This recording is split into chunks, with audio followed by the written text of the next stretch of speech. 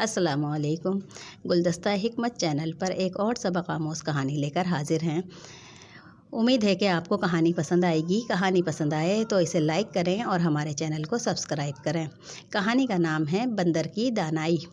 ایک دفعہ کا ذکر ہے کہ ایک دیہاتی جنگل سے گزر رہا تھا کہ اسے دور سے شیر کی دہاڑ سنائی دی۔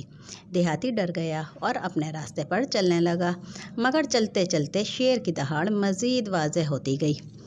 دیہاتی ڈرتے دوڑنے لگا۔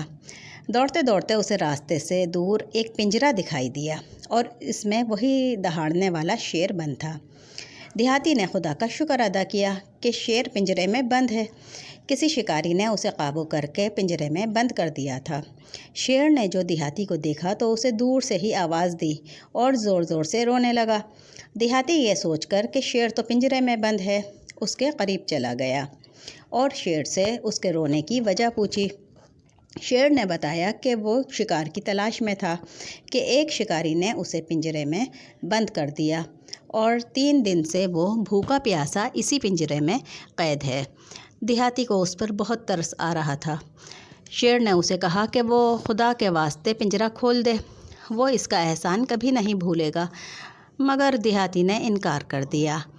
شیر دیہاتی کی منتیں کرتا رہا، مگر دیہاتی نہ مانا۔ دیہاتی نے کہا کہ تم باہر آ کر مجھے کھا جاؤ گے۔ شیر نے وعدہ کیا کہ وہ ایسا ہرگز نہیں کرے گا۔ بالآخر دیہاتی کا دل پسیج گیا اور اس نے پاس جا کر پنجرے کا دروازہ کھول دیا اور خود جلدی سے دور ہٹ گیا۔ جو ہی شیر پنجرے سے باہر نکلا تو دیہاتی کی طرف لپکا۔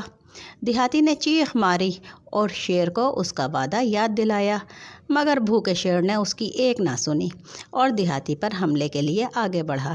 اتفاق سے پاس ہی ایک درخت پر ایک بندر یہ سارا ماجرا دیکھ رہا تھا۔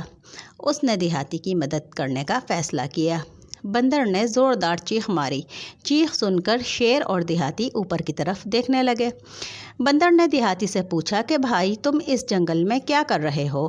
دیہاتی نے شروع سے آخر تک تمام ماجرا بندر کو کہہ سنایا۔